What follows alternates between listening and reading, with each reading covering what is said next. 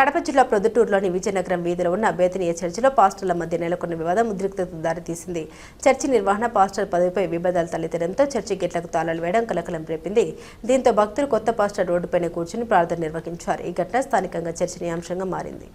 ప్రొద్దుటూరులోని బేతనీయ చర్చికి ఇటీవల నూతన పాస్టర్గా సాల్మన్ బాబు నియమించినట్లు తెలుస్తుంది. అయితే చాలా కాలంగా చర్చిలో సేవలందిస్తున్న పాస్టర్ ఎఫ్రాయిం తాను చర్చిని విడిచి వెళ్లబోరని స్పష్టం చేశారు. దీంతో ఇరు వర్గాల మధ్య వివాదం తీవ్ర రూపం దాల్చింది. ఆదివారం ప్రార్థన జరగాల్సిన సమయంలో చర్చి గేట్లకు తాళాలు వేసి లోపలికి ఎవరిని అనుమతించలేదని కొత్త పాస్టర్ వర్గం ఆరోపిస్తుంది. దీంతో చర్చిలో ప్రార్థన నిర్వహించలేకపోయిన భక్తులు కొత్త పాస్టర్ సాల్మన్ బాబుతో కలిసి చర్చి బయట రోడ్డుపైన మోకాలపై కూర్చొని ప్రార్థన నిర్వహించారు. చర్చి గేట్ల ఎదుట భక్తులు ప్రార్థన చేస్తుండగా ఈ దృశ్యాలు స్థానికంగా ఆసక్తికరంగా మారాయి. చర్చి వ్యవహారంలో తలెత్తిన ఈ వివాదానికి త్వరగా పరిష్కారం చూపాలని భక్తులు కోరుతున్నారు.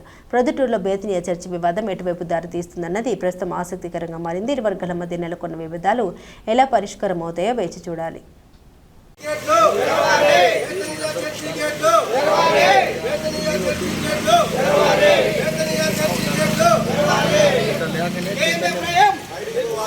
నా పేరు బి సాల్మోను. నేను నందలూరులో చర్చి పాస్టర్ను.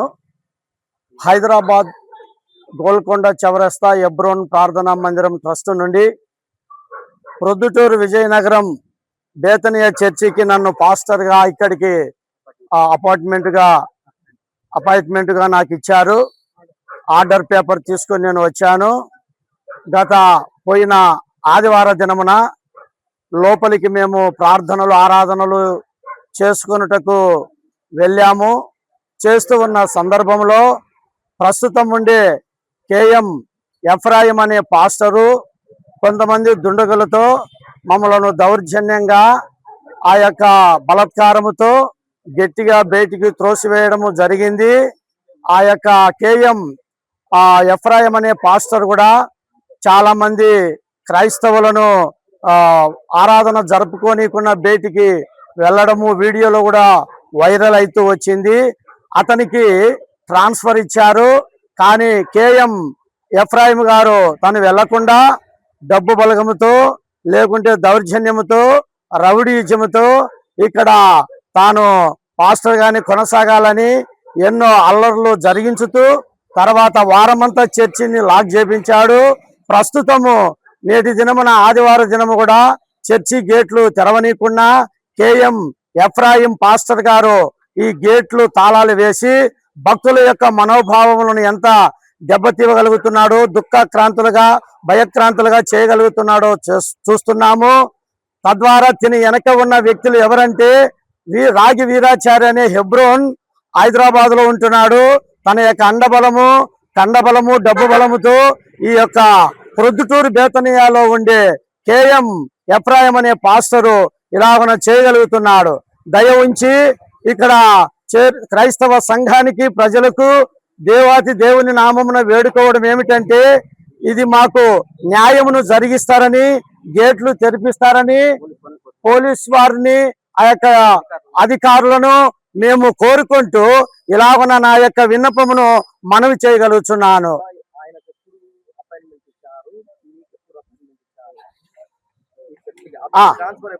అతనికి ఎప్పుడు ట్రాన్స్ఫర్ ఇచ్చారంటే 31వ తారీఖు మార్చి 36వ తారీఖున మే 2026లో ఈ యొక్క ట్రాన్స్ఫర్ లెటరు ఆయనకు నాకు ఇద్దరికి ఒకటేసారి ఇచ్చారు. కాబట్టి తను వెళ్ళలేదు. జ్ఞాపకం పెట్టుకోనండి. పై అధికారులు దీని విషయంలో మాకు స్పందించి న్యాయము చేయగలరని మేము ప్రభువైన యేసుక్రీస్తు నామమున మిమ్మల్ని అందరినీ కోరుకుంటూ ఇలాగన మేము ముగించగలుగుతున్నాం. మాకు ఎక్కడి నుంచి అంటే హైదరాబాద్ హెడ్ క్వార్టర్ ఎబ్రోన్ ట్రస్ట్ తరపున నందలూరు నుండి పాస్టర్ గా నేను ఇక్కడికి ప్రొద్దుటూరు విజయనగరం బేతనీయాకు ఇక్కడికి నేను పాస్టర్ గా బదిలీ చేయబడ్డాను. కాబట్టి నాకు న్యాయమును చేకూర్చాలని అధికారులను, పోలీస్ వారిని మేము ఎంతో ప్రియమిత్రులను కోరుకుంటూ, మీడియా మిత్రులను కూడా కోరుకుంటూ ఈ విషయంలో మాకు న్యాయం జరుగుతుందని ఎంతో మేము ఆశిస్తున్నాము. అలాగని మా బేతనీయ చర్చి ఫాదర్లు, కొంతమంది విశ్వాసులు మాట్లాడతారు. నా పేరు వీరయ్య యాదవ్. మేము 35 సంవత్సరముల నుండి ప్రొద్దుటూరు బేతనీయకు విశ్వాసంగా వస్తూ ఇక్కడే రక్షింపబడ్డాము. నాతో పాటు మా కుటుంబాలన్నీ కూడా రక్షింపబడ్డాయి. నాకు 3 కుమార్తెలు, కుమారుడు, అందరూ కూడా 10 మంది రక్షింపబడ్డాం. కాబట్టి ఈ యొక్క ఆధిక్యత ఎందుకంటే బ్రదర్ భగత్ సింగ్ గారు గొప్ప దైవజనులు, ప్రార్థనా యోధులు స్థాపించిన హెబ్రోను సావాసం. ఇది భగత్ సింగ్ సావాసం అంటారు. విశ్వాసంలో, క్రిస్టియానిటీలో మాదిరికరమైన విధానంలో కొనసాగే ఆ వ్యవస్థను ఇలాంటి కేఎం ఎఫ్రాయిం లాంటి దైవ సేవకుడుగా, పాస్టర్ ట్రైనింగ్ లేదు, సొసైటీ అది ఫేక్, సొసైటీ ఫేక్ అన్నమాట. కోర్టు ఇచ్చింది, అన్ని కోర్టుల్లో వీగిపోయింది, డిజాల్వ్ అయిపోయింది.